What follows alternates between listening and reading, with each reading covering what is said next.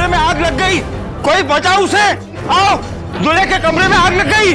अरे आग लग गई, आग लग गई, दूल्हे के कमरे में आग लग गई।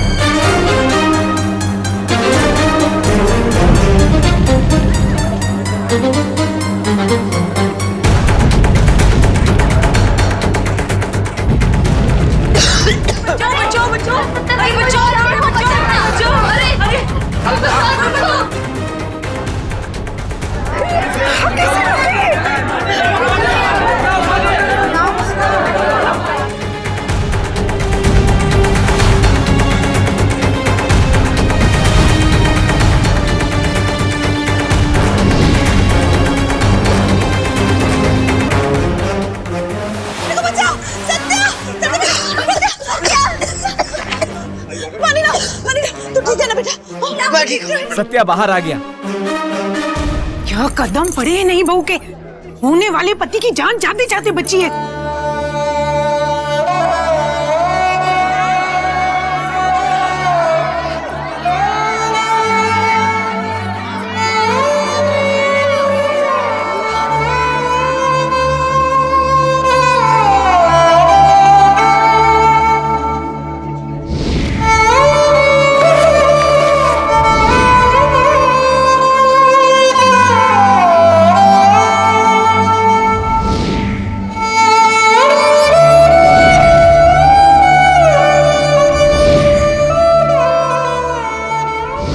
कदम पड़े हैं नहीं बहू के, होने वाले पति की जान जाते जाते बची है।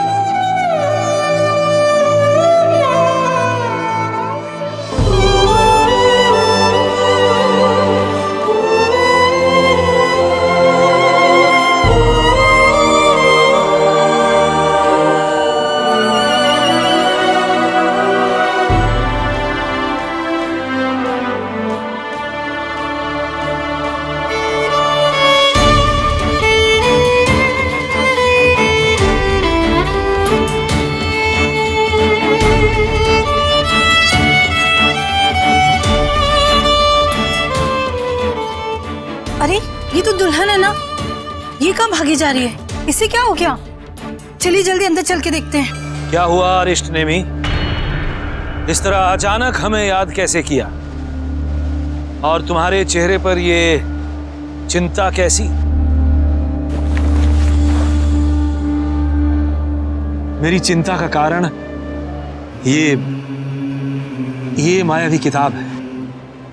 कब सावित्री तक ये किताब पहुंचेगी, कब उसे अपने जन्म का उद्देश्य समझ में आएगा, वो तो अभी भी इससे दूर है। जो कई युगों की दूरी तय करके यहां तक पहुंची हो अरिष्ट नेमी, वो ये दूरी भी पार कर लेगी। ये मायावी किताब तब तक सावित्री के हाथ नहीं लगेगी जब तक वो और मजबूत और शक्तिशाली नहीं हो जाती।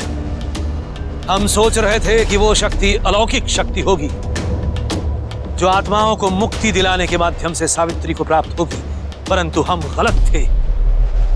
सावित्री की असली शक्ति तो सत्यवान के प्रेम में है। इसीलिए जब सावित्री पूरी तरह से सत्यवान की हो जाएगी, उससे विवाह बंधन में बंध जाएगी, तब वही होगा इस किताब को देने का उचित समय।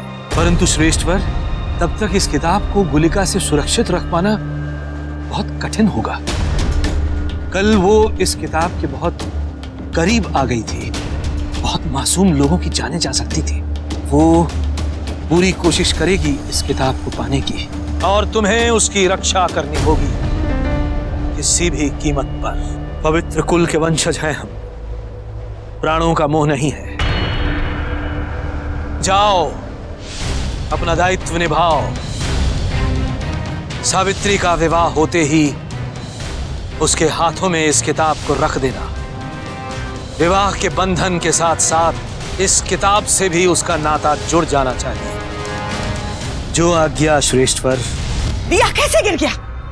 एक काम ढंग से नहीं कर सकते, सबको घर से निकाल दूंगी और पदार्थों को तक। अगर मेरे बेटे को कुछ हो जाता तो बोलो, जवाब तो चुप क्यों हो? जवाब दो। रिलैक्स माँ, रिलैक्स। अरे जो होना था सो हो गया, मैं ठीक हूँ ना, चेयर अप। चलिए सब लोग चलिए, मंडप की ओर चलिए, शादी के मुहूर्त का समय हो रहा है। Everything is under control here, okay? Please चलिए चलिए चलिए चलिए। लीना जी, लीना जी, लीना जी, वो दुल्हन।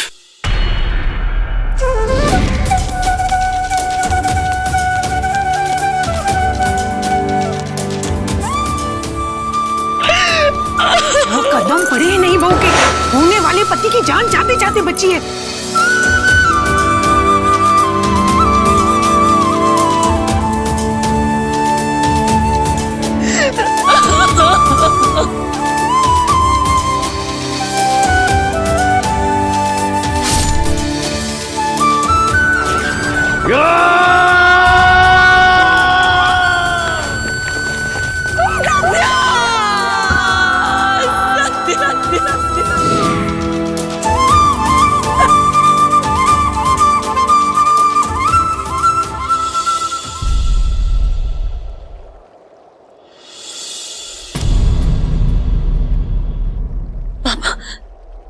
पापा मैं कौन हूँ, क्यों आई हूँ मैं इस दुनिया में, मेरा जीने का मकसद क्या है बाबा? ये किस तरीके के सवाल मेरे सामने आके खड़े हो जाते हैं जिनके जवाब मैं नहीं जानती। वो भयानक चेहरा किसका है बाबा? कौन है वो? और क्यों मेरे सपनों में सत्या का हाथ मेरे हाथों से छूट जाता है और वो एक मौत की खाई में गिर जाता है? बाबा क्या वो सच है जो मैं अभी सुन के आ रही हूँ? क्या सच में मैं सत्या के लिए अशुभ हूँ? वो मुझे अपनी जिंदगी मानता है बाबा, क्या मैं उसकी जिंदगी पर एक ग्रहण हूँ? मुझे इन सवालों का जवाब चाहिए, प्लीज बाबा मुझे बताइए, मुझे मेरे सवालों का जवाब दीजिए बाबा, मुझे मेरे सवालों का जवाब दीजिए।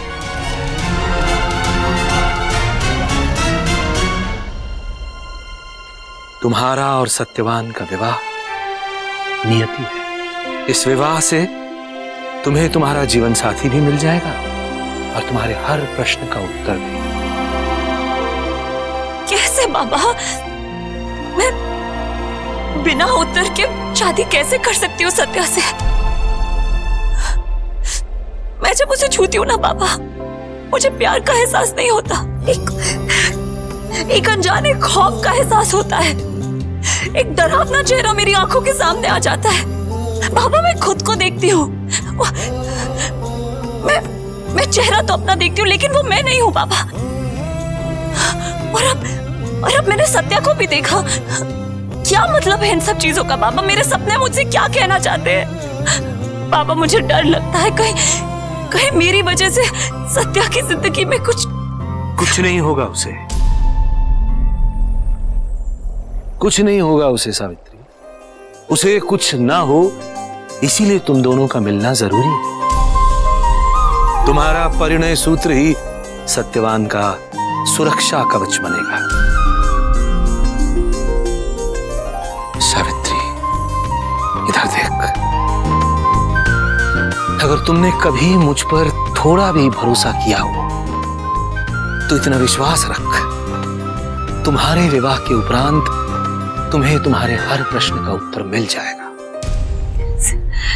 एक किताब है जो तुम्हें देना चाहता हूं। किताब? बाबा कौन सी किताब? वो किताब जो तुम्हें तुम्हारे उद्देश्य तक ले जाएगी। सावित्री अभी मुझे जाना होगा, परंतु याद रखना तुम्हारे विवाह होते ही वो किताब तुम्हें मिलेगी, जैसे तुझे पढ़ना होगा। कुछ समझी नहीं बाबा। बाबा रुकिए, आप ऐसे नहीं जा सकते बाबा।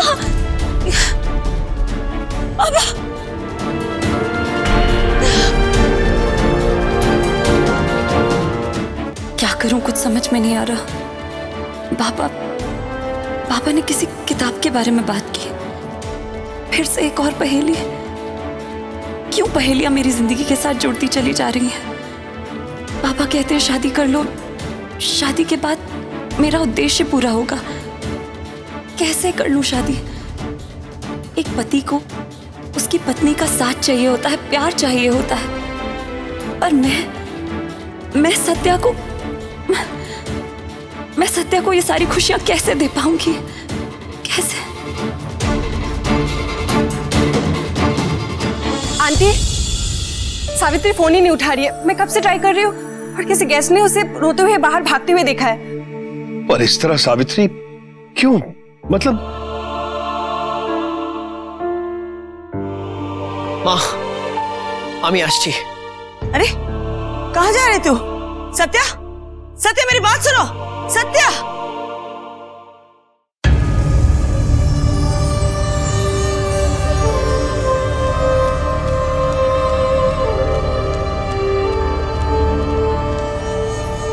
सावित्री, सत्या, सावित्री, मुझे तुमसे कोई शिकायत नहीं होगी, लेकिन एक बार मेरी आंखों में आंखें डाल के कह दो कि तुम मेरे साथ नहीं रहना चाहती। नहीं सत्या, ऐसा नहीं है। मैं अपनी पूरी जिंदगी सिर्फ और सिर्फ तुम्हारे साथ बिताना चाहती हूँ। लेकिन क्या सावित्री? लेकिन क्या? क्या वजह है जो तुम्हें रोक रही है? प्लीज बताओ सावित्री, प्लीज। सत्या, वजह वही है जो मैंने तुम्हें चिट्ठी में लिख के बताई है। चिट्ठी?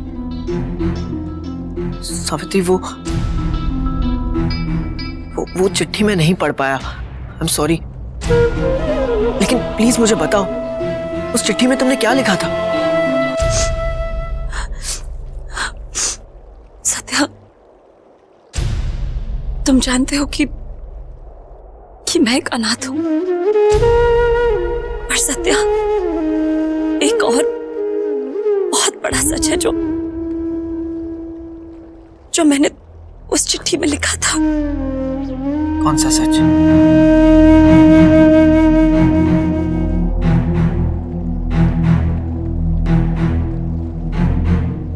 बोलो सावित्री, बोलो। सत्या, मैं मरे हुए लोगों को देख सकती हूँ। ये सच है। वो मुझे देख सकते हैं, मुझसे बात करते हैं। मैं एक जरिया बनती हूँ उनके लिए, उनकी मुक्ति के लिए।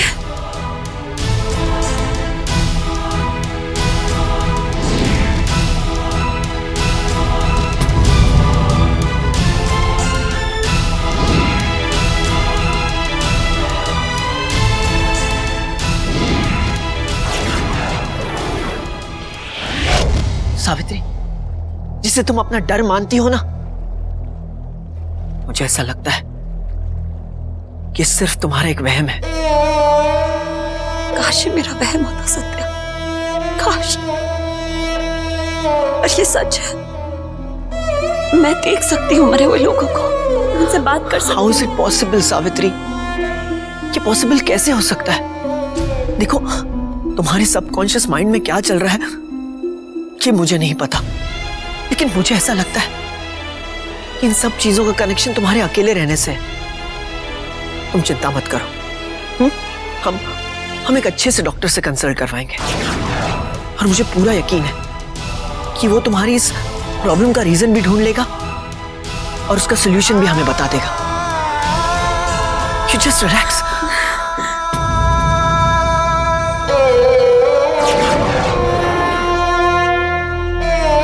बात सिर्फ इतनी सी नहीं है सत्या, तुम जानते हो, तुम जब यूं इस तरह मुझे छूते हो तो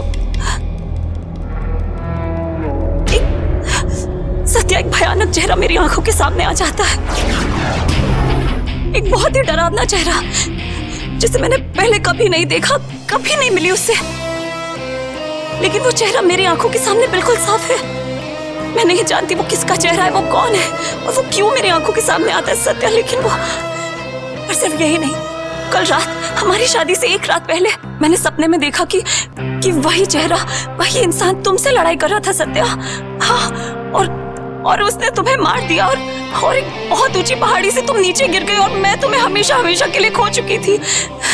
और आज जब मैं तुम्हारे घर पहुंची तो पूरे घर में से सिर्फ तुम्हारे कमरे में आग लगी थी। सत्या, ऐसा कभी होता है क्या? ऐसा कैसे हो सकता है? समझ गया। तुम मुझसे इसलिए शादी नहीं करना चाहती हो क्योंकि तुम्हें ऐसा लगता है कि अगर मैं तुमसे शादी करूंगा तो मैं मर जाऊंगा। लेकिन सावित्री, एक बात समझ लो कि अगर मैं तुमसे शादी नहीं करूंगा ना, तब तो मैं डेफिनेटली मर जाऊंगा।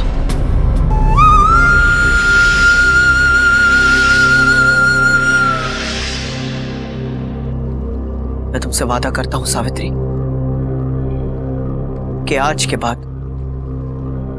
मैं तुम्हें कभी नहीं छूऊंगा।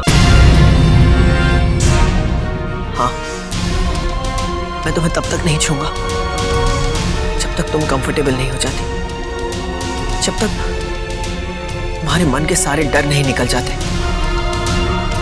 मैं तुमसे वादा करता हूं शादी के बाद भी मैं तुम्हें नहीं छूऊंगा। लेकिन प्लीज मुझसे शादी कर लो। मैं तुमसे बहुत प्यार करता हूं। I love you.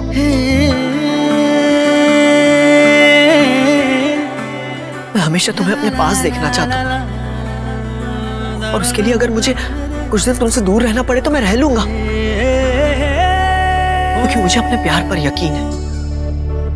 मेरा प्यार हमेशा के लिए है, तुम्हारा डर नहीं। और मेरा प्यार तुम्हारे डर के खत्म होने का इंतजार करेगा।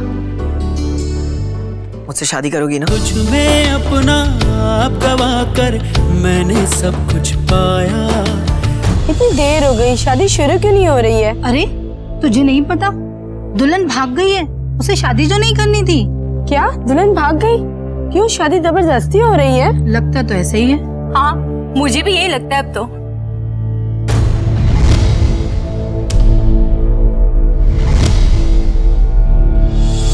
लीना, मेहमानों में खानाफूसी शुरू हो चुकी है। और क्यों ना हो, सावित्री ने काम ही ऐसा किया है।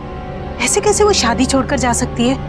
मैं तो कहती हूँ अब तुम ये शादी कैंसिल कर दो। कम से कम तुम्हारा और आशीष दादा का मान तो रह जाएगा।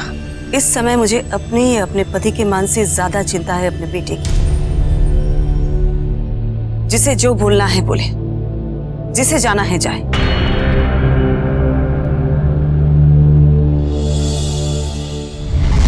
मिष्टी दीदी, ये देखो कौन आया।